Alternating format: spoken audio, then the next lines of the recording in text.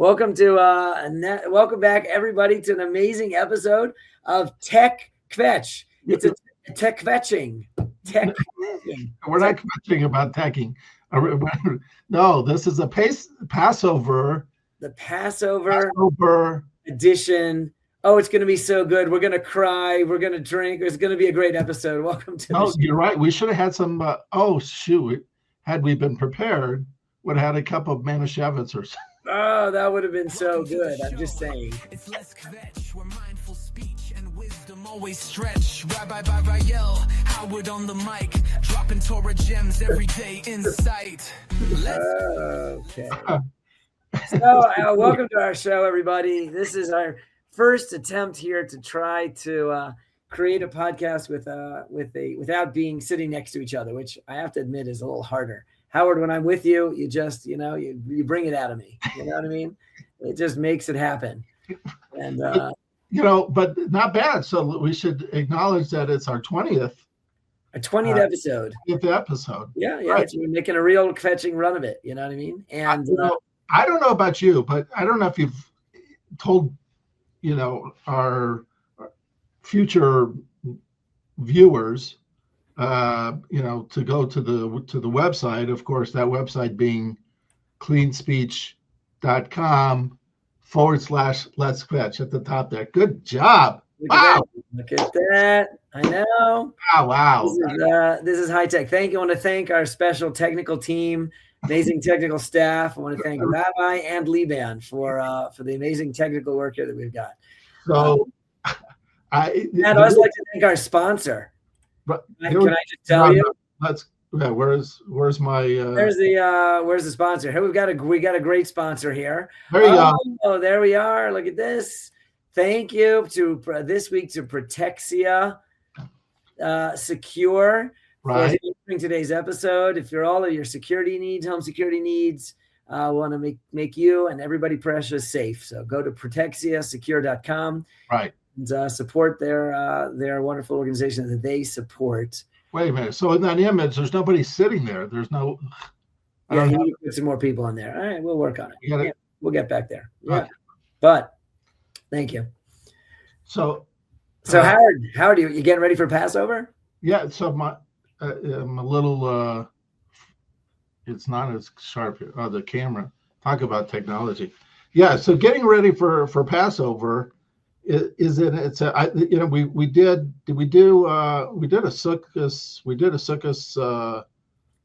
definitely did high holiday kvetching. We got that holiday covered, but I don't know if we did Passover kvetching last year. I don't think. No, so. I don't think so. All right. Yeah. So here it is. It's right. So what I thought of is, we're 2 weeks away. Just under 2 weeks away. 2 weeks. So Passover, in fact, starts on the first Seder is Wednesday night.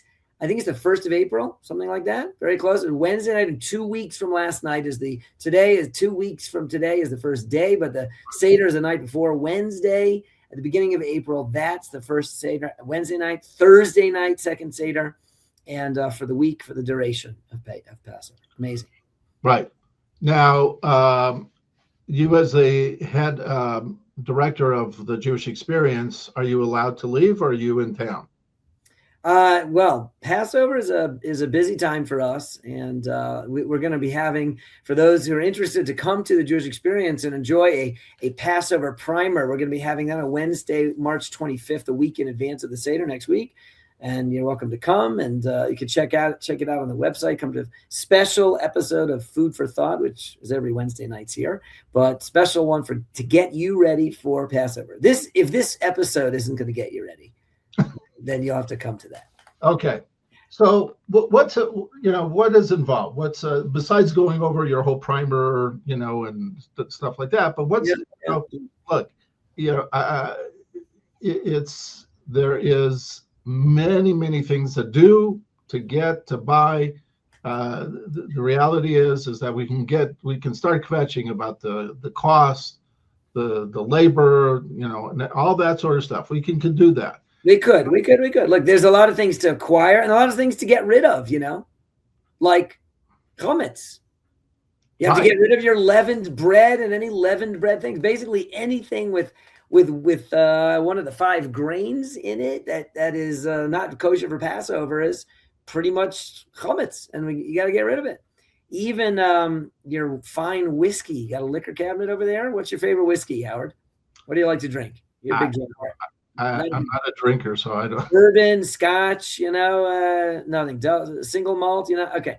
But if 5 times malt. I mean, Howard's kvetching about having liquor in the cabinet, not having liquor in the cabinet. But if you have that, so I recommend to all our viewers and listeners to make sure to, between now and then, get your chametz sold. Find your local Orthodox rabbi who is ready and waiting to be your authorized agent to sell off your chametz and then to buy it back for you after Passover, so that you don't own it for the duration of Passover. Get rid of your chametz, just like it says in the Torah. Jewish people have been getting rid of our malt whiskeys and beers and the like. Wait. So if I sell something, that means that I get money back for that item, no? You should, if you sell something, you should get some money, but don't expect it much, because you're old. Yeah, that old frozen pizza, Brooklyn pizza in the freezer, you got a couple of slices, so you're not going to get much for that. Don't you could sell it, but I'm just saying, don't. I'm not going to retire on that, my friend. Okay. All right. So the prep and that goes in. I mean, then there's the shopping. Wow, how many trips to the East Side Kosher Deli do we need to make? At least, if there's 8 nights of Pesach, at least 8 times we got it. Right. So here's like it took us time. Home Depot is the place to see a bunch of yids, and Pesach, the East Side Kosher Deli is the place to. Yes. And she was yids is the way Howard refers to Jews, and Pesach is Passover. Just for those of you who just needed us to translate for you, but you're right. You can definitely go to the East Side Kosher Deli and see some of the brothers from other mothers. You know what I mean? Our tribal members. Right. Members of the tribe. Right.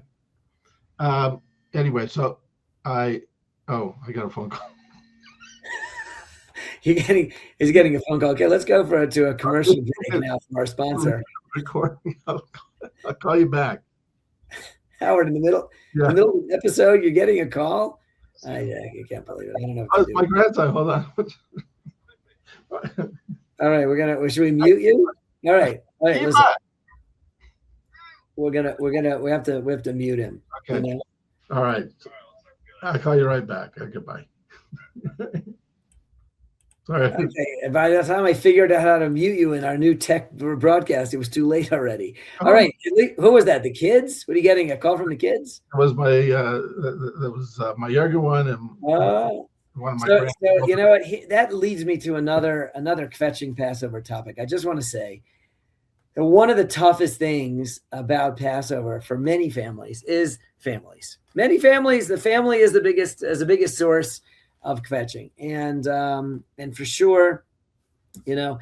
That's the thing about family. It's not like your buddies. You don't choose your family, and sometimes they're a handful. I mean, in what family don't we have dynamics? Family dynamics. It's like fun family dynamics, and so you gotta. Do you have advice for everybody on that, Howard, so that we can get through the Passover Seder-table experience peacefully? I think we'll have to do a follow-up because, you have to think of stuff. We have everybody coming in, and with 4 additional adults plus 6 grandchildren. Baruch Hashem. Baruch Hashem. Look at you. Okay, so nice. Right. Zadie Kvetcher, Zadie Wedgle. Zadie and are hosting and so you talk about family, but family is the most important thing in our lives. Well, that's a good solution. That's a good secret, right? Secret sauce right there. If we prioritize the pleasant experience for everybody at the table, it's much more important than we checked off every box and we had a perfect textbook Seder that somebody wanted to publish on their personal podcast. More important than any of that is that the people that you have there, your family, feel like they were happy to be there, Right. warm, Right. appreciated. They got space to talk, and everybody just wants to feel loved and embraced, and that's an important thing. It's hard. Very, yeah, and admittedly, I mean, because we're going to have everybody in the house, and Yeah. and I got 6 grandkids, all under the age of 8. Right. So definitely you want to do something that, keeps the kids involved if you can, Do you throw frogs and ping pong balls for hail? You got to play. Oh, ping pong balls. That's that's an interesting. Ping pong balls. Marshmallow. I think we do. Marshmallows, kosher for Passover marshmallow. Kosher for. Yeah. You have now, the other thing that I highly recommend is talk politics, because politics really brings people together. Yes. The connector. Seder-table is a perfect place to talk about your political views and to highly ridicule the political views of anybody else that disagrees with you. Just go for it. No holds barred. Make sure. Right? Okay. We can make bitter experience at the Seder table. Bitter, like it was in Egypt. You don't think the Jews kvetched about politics in Egypt? Egyptian politics. Who voted for this pharaoh? Who voted for the last pharaoh? Who got rid of this pharaoh? It's politics. That's what makes Jewish life bitter. I don't know if there was any voting at that time. Yeah. It was just. It could be. Yeah. So, another resource, while we're quoting it, I got another resource for everyone. I wanted to tell you that while you're getting ready for Passover, one of the greatest local resources we have is, thankfully, we have a world-renowned kosher supervising agency, the Scroll K, and they publish a free guide for Passover, and you can download it. Just go to scrollk.com. Or .org. I don't know. Scrollk. something. But go to Scroll K, and the Scroll K organization really is, I mean it. It's an industry leader, and they supervise things all over the world. And it's .org. See, I knew it was one of them. You were close. Yeah. And there you could download a free Passover guide, and it has all kinds of interesting things about the Seder, about cleaning the kitchen, kind of products, things that need a kosher for Passover certification and supervision, and things that don't. So you can know what stuff you could get from your local grocer, and what stuff you have to get from the Eastside Kosher Deli. I think I'm not the chief cook in the house, but again, it's prioritizing. What are you the chief of, if not the cooking? Eating, the chief. Oh, sorry, good. I'm like. Wait. Chief eating. Hold on, Howard. For you, chief eating. What are you gonna? You are the chief eater. That was great. That's a good joke too. Okay, keep going. What did you do? I got the studio. It's like but I didn't see or hear anything. Johnny Carson, and what was his sidekick over there on the side with the drums? Jewish guy, Paul Schneider, but Paul Schaefer. No, that Schaefer, was Paul Schaefer. No, was he on Johnny Carson? Or was he on Letterman? He was Letterman. Okay, fine, Letterman. Yeah, but late night. Speaking of this Passover Seder, late night with Letterman. Right. Okay. All right, we're off topic there. But let's get down to the serious stuff, which is what other things that do people tend to kvetch about at your Seder? Did they say by any chance, like, when are we going to eat? Is that like the most classic for thousands of years? Our Bubbies and Zadies have been sitting at the Seder table saying, "When do we eat?" That's got to be the kvetch of the holiday. I got to tell you, involvement with everybody is critical. For so many years growing up, it was my father was home, my grandfather was home, my uncle, and the three of them read from the Haggadah, and the rest of us are sitting there and this, until one year, and that guy said before my dad passed away I said, I think this was 2 or 3 years before, and I said, can we just everybody takes a paragraph and boom, and we go around the table, and then it's engaging, and then you read, and then you have to discuss every paragraph. No, but and also I would highly encourage, besides that, you have the Haggadah, we don't have a Rabbi Leban sitting at our table. So what the next best thing is having, Haggadahs from, many Rabbeim who have written, comments on the Haggadah. So I would highly encourage, and I'm sure the Jewish Experience in their bookstore has some of those. You could come down to the Jewish Experience's local branch of the YTC bookstore, and here we have lots of Haggadahs on sale. And just like Howard was recommending, because if you have to order it, yeah, here you could just pick it up off the shelf. We've got some great Haggadahs with great stories, great insights, great things to share. They'll keep people engaged. And those are, and that's, how do you make it? Because you're reading this, and this is, yeah.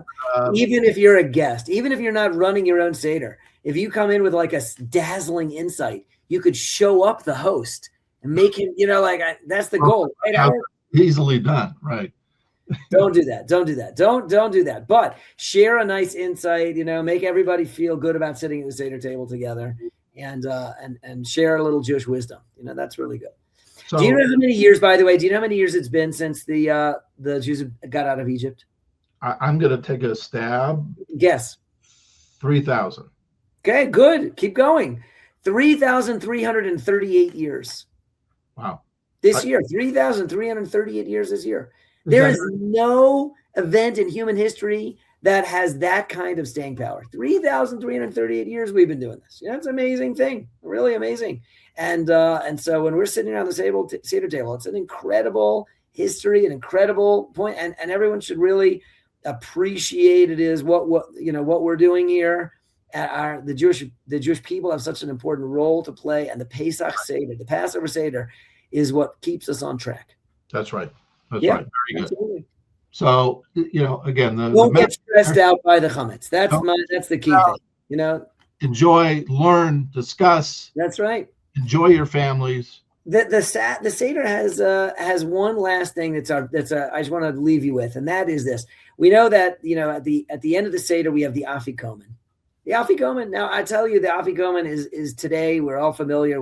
It's matzah. Maybe the kids hide it. Maybe somebody looks for it. There's a steal the afikomen. Whatever your family custom is. But really, the afikomen is not meant to be matzah. The afikomen is meant to be a little dessert for everybody of roast lamb. Not just any roast lamb of the Passover offering.